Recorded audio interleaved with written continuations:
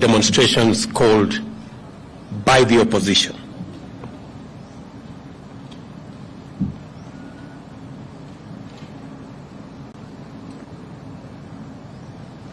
Will we start again or something?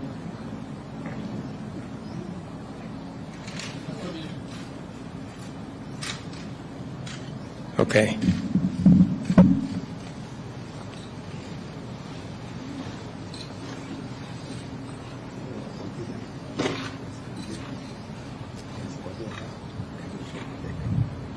Kama ingekuwa wao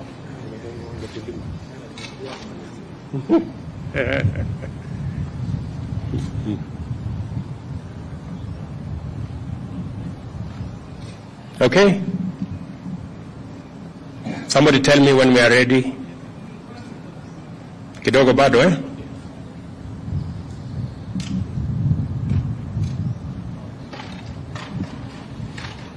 Mumenichelewesha sana. This statement I was supposed to make at 4:30.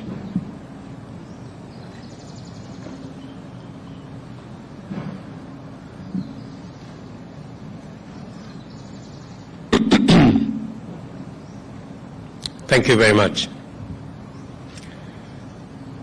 Dear Kenyans, in the last 2 weeks, our country has experienced grave acts of lawlessness, widespread violence, looting, and invasion of private property by persons taking advantage of political demonstrations called by the opposition. During this period, lives have been lost, people injured, property looted or destroyed, the economy has suffered, and our image as a nation dented. Our security agencies have endeavored to do everything within the law to protect the lives and property of all citizens. Nevertheless, the violence, chaos, and disorder continues to distract our national focus of economic transformation. 3 Kenyans, among them a police officer, have lost their lives in the protest. More than 400 Kenyans, including at least 60 security officers, have been injured. A police vehicle was burnt to ashes somewhere in Kawangware, while another was hijacked and commandeered by unruly protesters somewhere in Migori. 2 houses of worship were burned down in Kibra. Kiosks, supermarkets, and a mortuary were looted. Fellow Kenyans, our country's image and history in the League of Modern Nations has been at stake in the last 2 weeks. The country's economy has been hit hard at a time when my administration is doing everything possible to salvage the economy from the deep hole where we found it. My administration has instituted solid measures and policies to attract investors and through their investment create opportunities for millions of our young people to realize their potential, amongst many of the other issues that we are doing as government. We cannot, ladies and gentlemen, we cannot allow these efforts to be derailed by acts of violence, chaos, and anarchy. We all have an obligation to respect the Constitution of Kenya. This also includes the respect of institutions established and created by the Constitution. Our country's electoral system and process is anchored on the principles of our Constitution. The Independent Electoral and Boundaries Commission conducted a free, fair, and transparent general election on the 9th of August 2022, a poll that was observed by different organizations, both local and international. The Commission declared the results for all 6 elections conducted, and any contestants who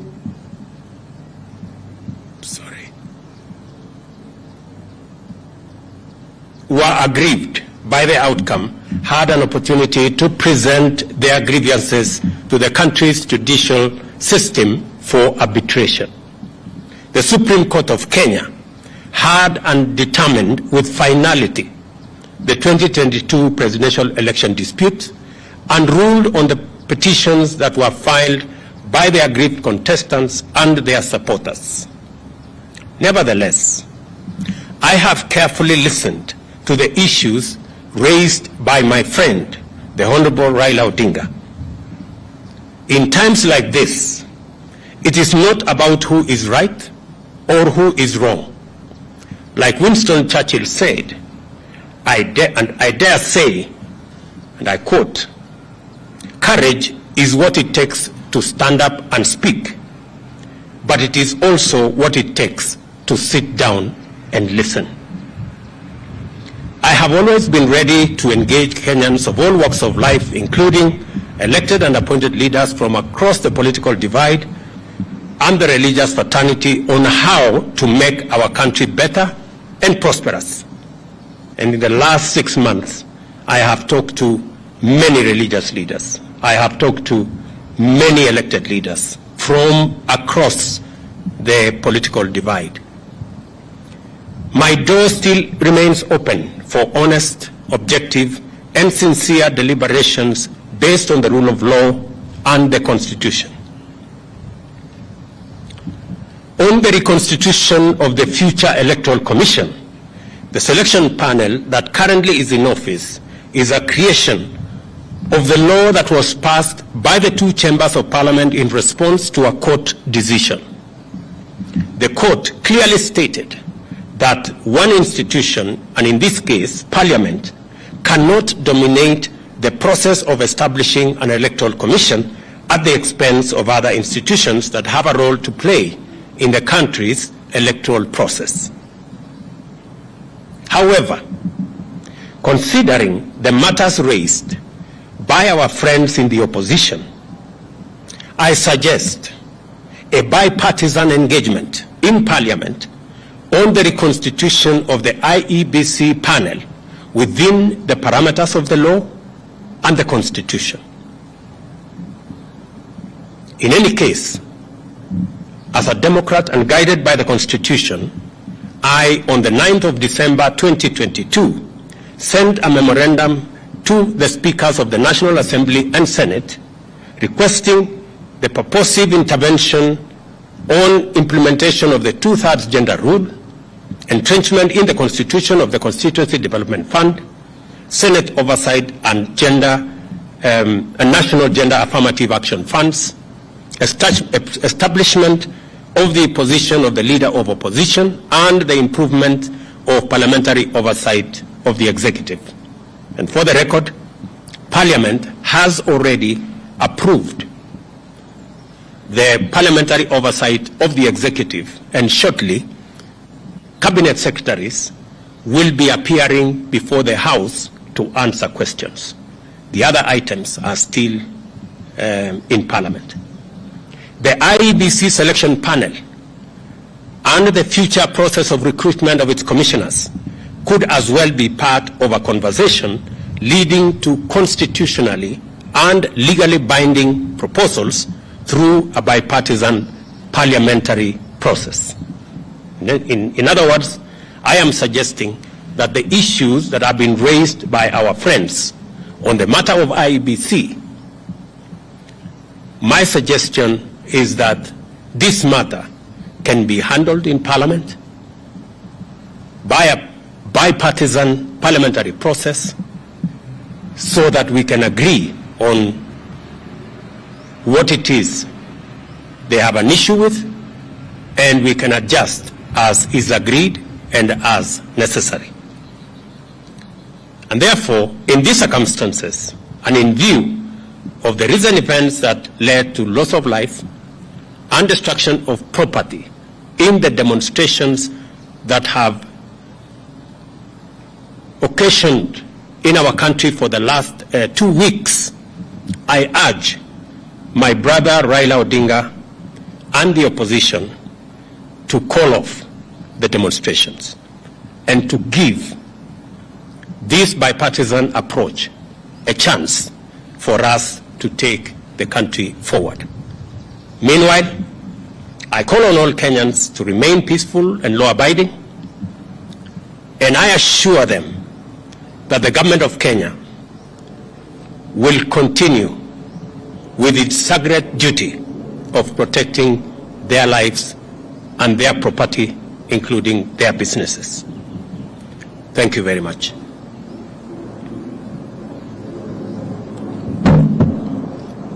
I can take one or two questions. Jina langu ni Joel Chacha kutoka runinga ya K24. Baadhi ya matakwa ya Azimio vile vile ni kuhusiana na gharama ya juu ya maisha. Je, Wakenya watarajie kupungua kwa bei ya bidhaa muhimu kufikia lini? Tuko na mpango kamili ambaye tunashughulikia gharama ya maisha. Kwa mara ya kwanza tumesajili wakulima milioni 5. Tuko na mbolea milioni 6. Saa hizi wakulima wetu wanashughulika na kupanda chakula kote katika taifa letu la Kenya. Juzi nilitangaza ya kwamba tumeagiza chakula kutoka nje na itaanza kufika wiki hii. Tuhakikishe ya kwamba pale kutakapotokea pengo ya kukosekana kwa chakula kabla hatujapata ile chakula ambayo tunazalisha mashambani na wakulima wetu, tutakuwa na nafasi ya kutumia chakula ambayo tumeagiza kutoka nchi za nje. Tumeagiza mahindi, tumeagiza mchele, tumeagiza maharagwe, tumeagiza chakula ya aina nyingi ambazo tayari tulipatiana ilani kwa wakulima wetu kwamba kama kuna mkulima yeyote ambaye bado wako na chakula katika magala zao waziuze, kwa sababu kuanzia mwezi huu tutapata chakula kutoka nje ya nchi. Na pili, ni watangazie Wakenya ya kwamba mahali tulipata gharama ya chakula pale ilikuwa shilingi 230. Kufikia sasa ni shilingi 180. Kumaanisha ya kwamba zile hatua tumezichukua zimeanza kupunguza gharama ya maisha, lakini mpango yetu ni mpango ambayo inaitwa sustainable. Ndio sababu tunashughulika na wakulima wetu. My name is Chemutai Goen from Citizen TV, and in paving way to this bipartisan process that will initiate in Parliament, if it doesn't bear any fruit, and the positions that have been taken by yourself, your deputy, and several other leaders in government regarding a handshake or a working relationship, do we then foresee this possibly leading to that if it is for nation and for self? Chemutai, I didn't understand what you said. Sorry. Yeah, somebody was talking to me here, so Pole. Yeah, that's a former colleague.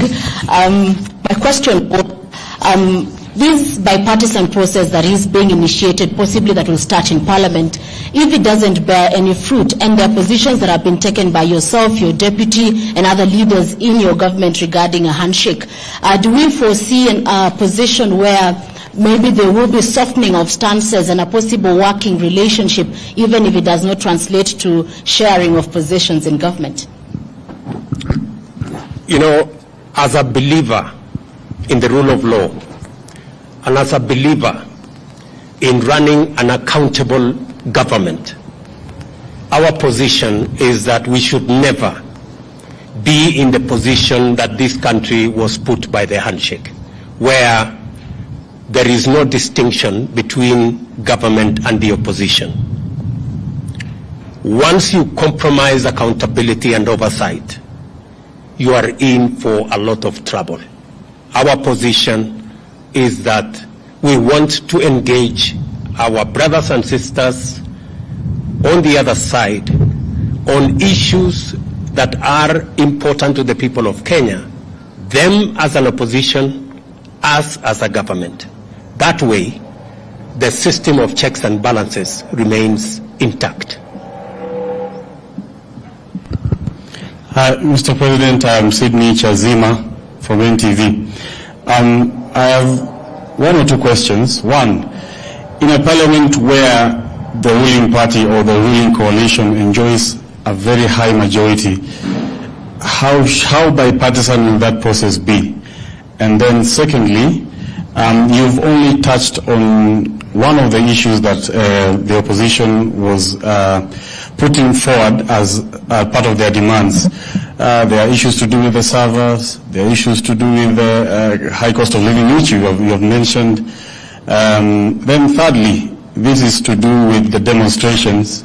We've seen some kind of brute force against the media from the police. We would like you to address that.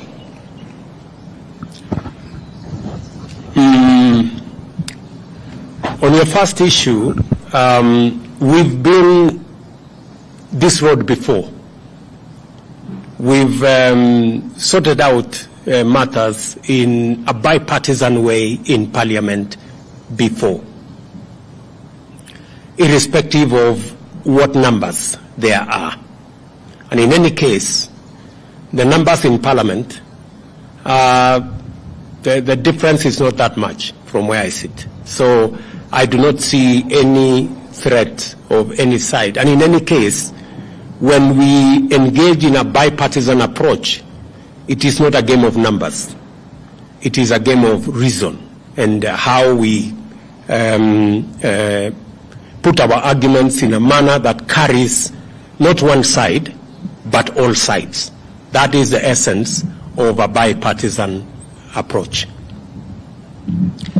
I have responded in my statement, if you read carefully my statement, I have responded to all the issues that our good friends on the other side have engaged in.